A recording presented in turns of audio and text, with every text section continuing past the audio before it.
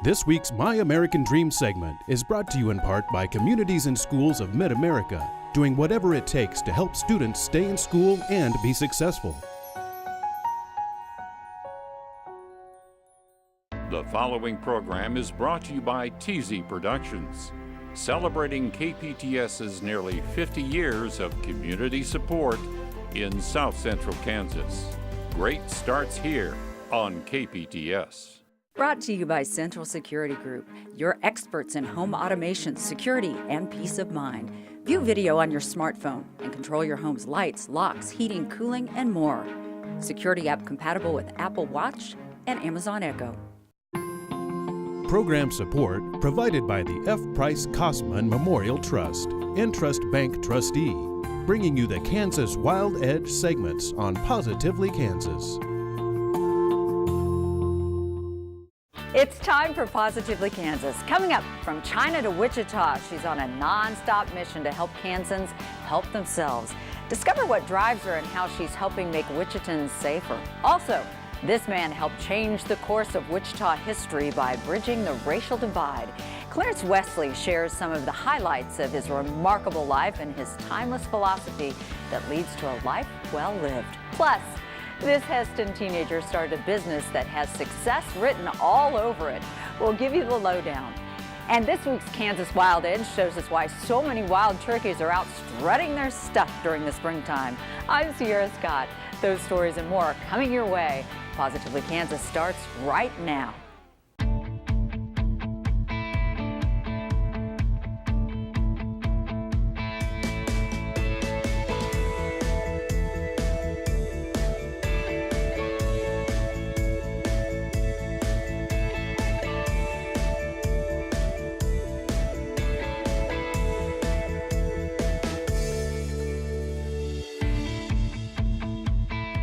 It's a family legacy unlike any other that emerged in China and is now transforming lives here in Wichita. Physical attacks can happen anywhere. And when Grace Wu Monnat arrived in Wichita, she felt a responsibility to step up and help empower Kansans to protect themselves with only their hands and feet.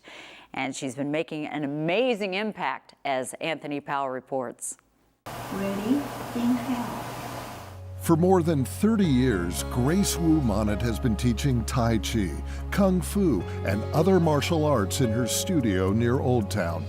It's thousands of miles from Shanghai, China, where she was born and raised. But all these years later, Grace's roots remain firmly within her every time she leads a class. Grace says she was only 2 or 3 when first introduced to the martial arts. Her grandfather a grand master, and her mom a well-known teacher. My mom's the first generation of a Chinese martial artist, and she also is a professor. She's a highly achieved. So when I grown up in that kind of environment, you don't really feel that much difference. With those kind of powerful family role models, Grace also began to teach martial arts. But in the mid-'80s, she decided to make a big life change and came to America to study. She eventually ended up at WSU, where she later earned a master's in sports administration. But she couldn't escape her passion for the martial arts, and in 1986 took a big chance and opened up her school on North St. Francis, where she's been ever since. It was hard because I didn't speak much English, very little. Then so but students are very kind. And I learned it over the years, and they will help me with the vocabulary, words, how to explain it. One student was well-known Wichita attorney Dan Monnat. They eventually married. Students have become like family. Many have been with Grace for decades.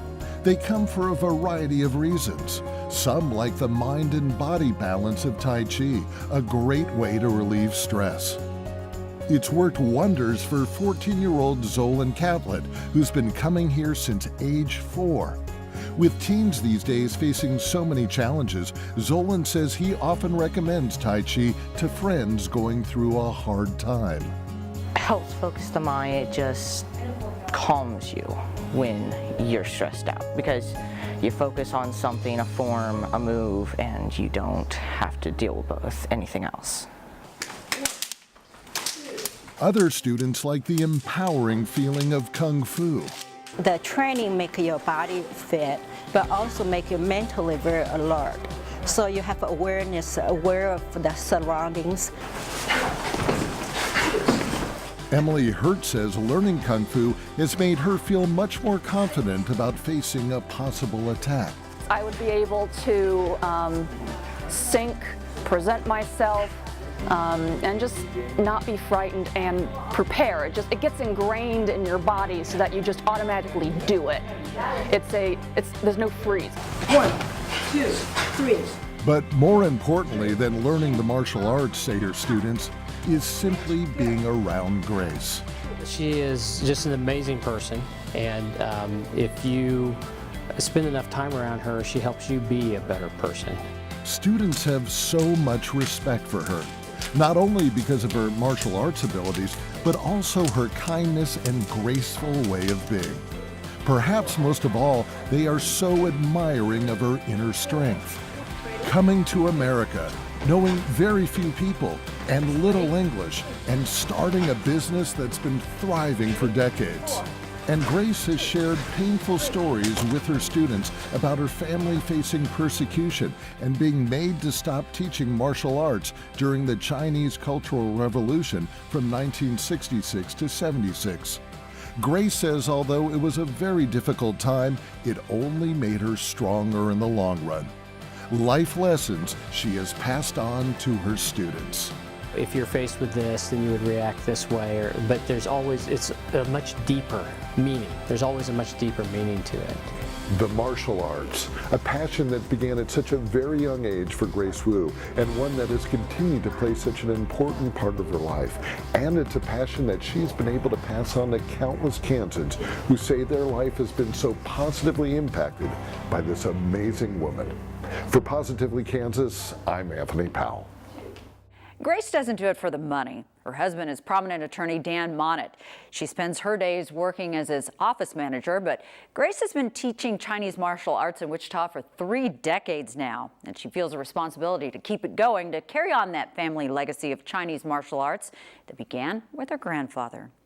Well, here's another Kansan who rewrote the book on what's possible. He emerged from humble beginnings and became a driving force in making Wichita a more progressive city. But correspondent John Wright shows us how Clarence Wesley's story is not just about the past, it's about the present and the future.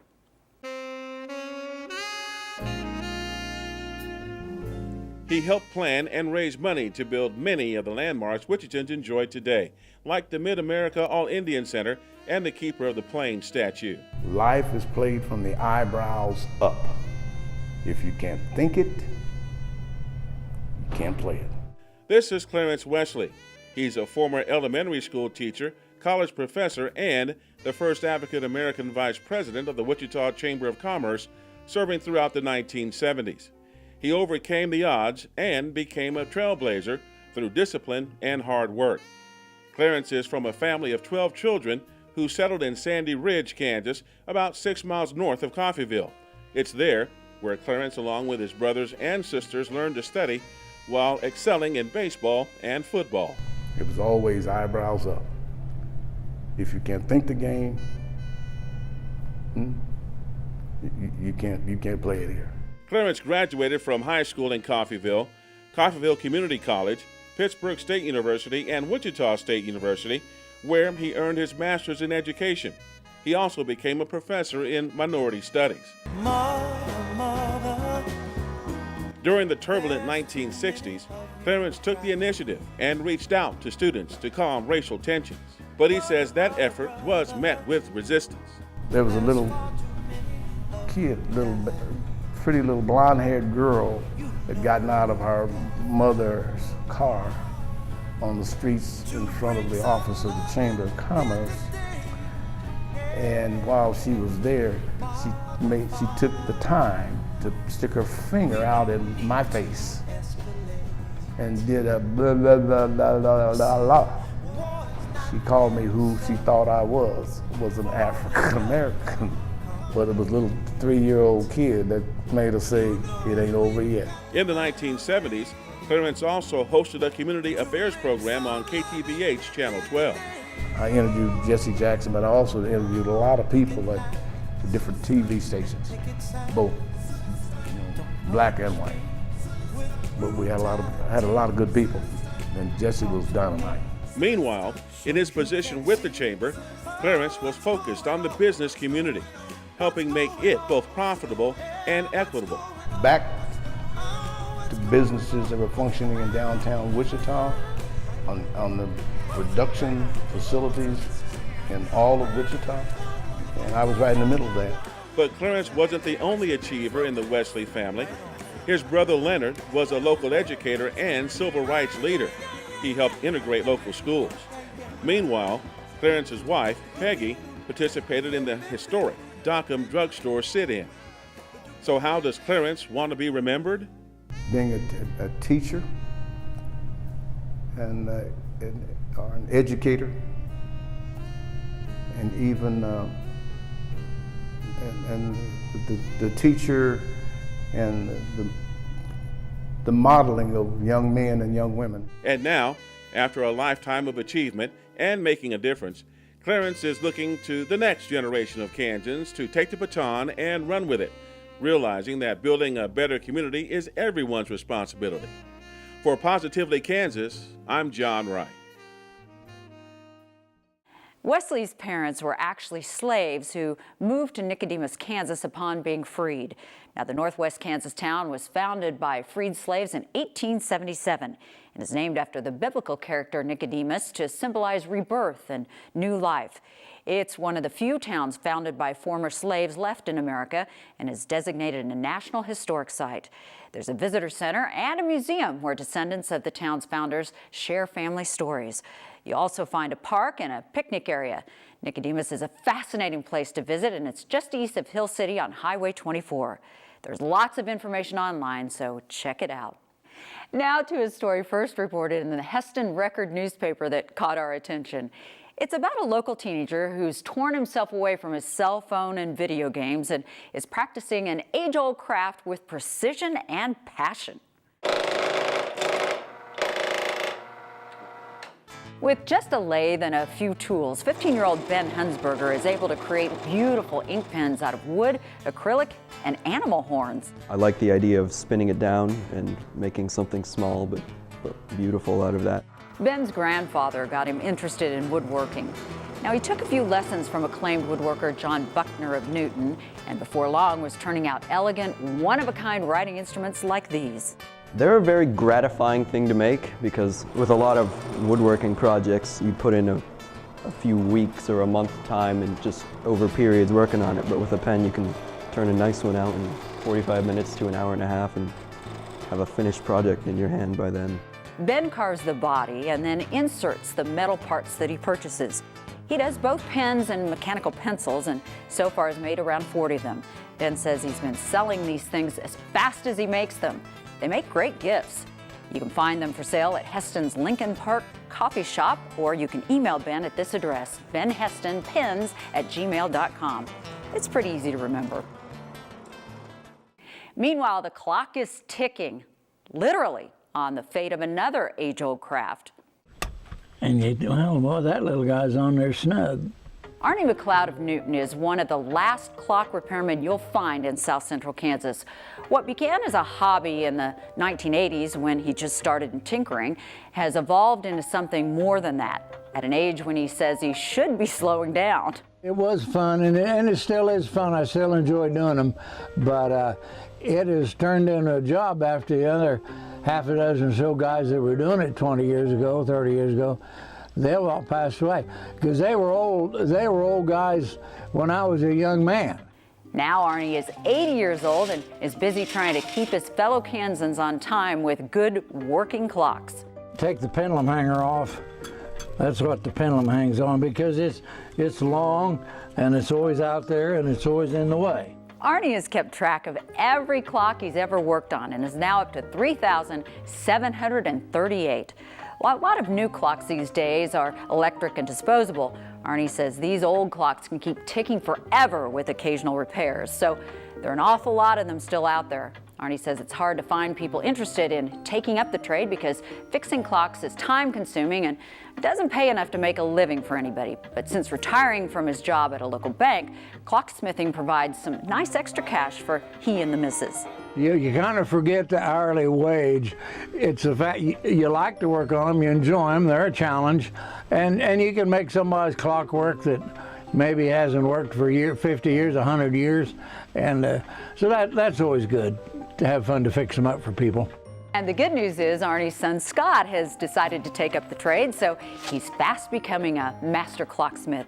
The two have teamed up. They call their company Old Timers Clock Repair. You can find them on Facebook and Twitter. Fall is when we think of hunting and eating turkeys, just in time for Thanksgiving and Christmas. Meanwhile, springtime is the most exciting time to observe them in the wild. Here's Mike Blair with this week's Kansas Wild Edge.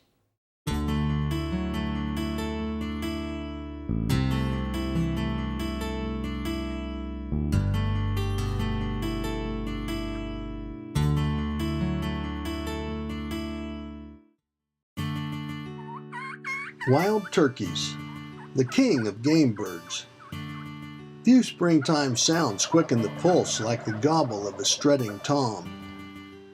The bird promenades, turning its feathers this way and that to show off handsome plumage. And if you're lucky enough to see it, you'll take away an unforgettable memory. Kansas has 2 of the nation's 5 subspecies of wild turkeys. The largest are eastern turkeys, found in roughly the eastern wooded fourth of the state. These birds are generally copper-colored, with tail margins a rich chestnut brown. Rio Grande turkeys are found across the western 3/4 of Kansas, where conditions are drier and more open. These birds appear blacker in color with tan tail tips. Both kinds have iridescent body feathers that shine with fiery metallic hues.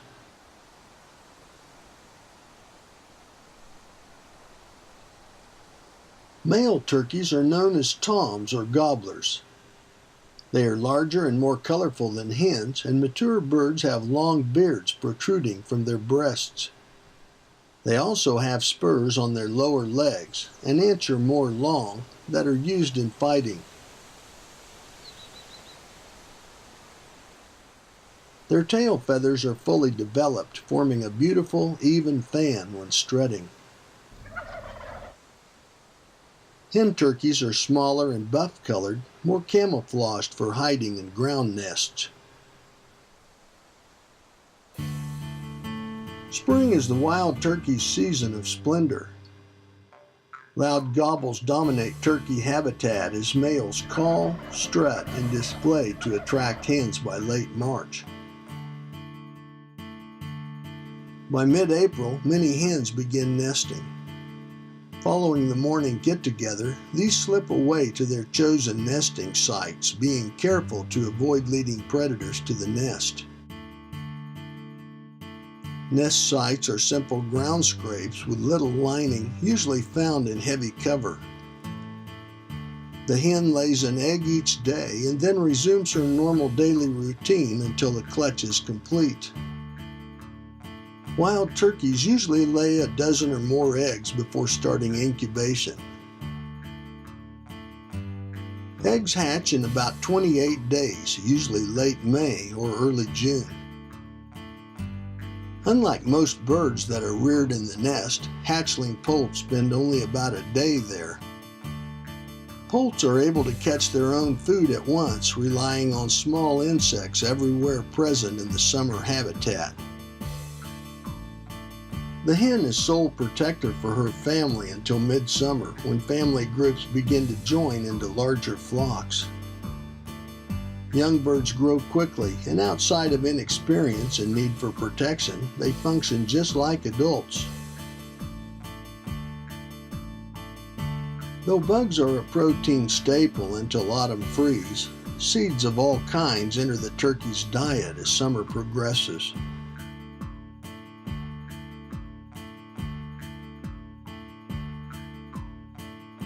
Crops like milo and corn are favored throughout Kansas. And the omnivorous diet of turkeys allows constant feeding as the birds eat virtually any plant or animal items they can swallow. Whatever your interest in wildlife, wild turkeys are a fascinating part of the natural world. From thunderous gobbles to beautiful strutting displays to the interesting behaviors of feeding flocks, these large birds demand special attention. There's no better show to help awaken the springtime woods. I'm Mike Blair for Positively Kansas.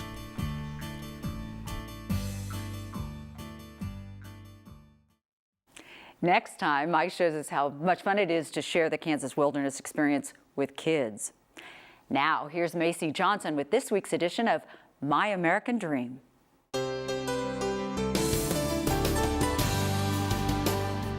Welcome back to another episode of My American Dream. I'm your host, Macy Nicole Johnson. I am joined with Victoria Partridge of CIS of Mid-America. So let's talk about what CIS is. Okay, that's a great place to start because CIS is like the best kept secret. It is such an amazing nonprofit organization, and what it stands for is Communities in Schools. And what we do is we essentially help kids who are in school who are at risk of failing, who are at risk of not succeeding in school. And so we do that by connecting with community resources that are already existing and bringing them into the school. There's no qualifier. It's any student with any need. It doesn't have to be a student that has a particular income or a particular grade point average or a particular family life, because it looks different for every student.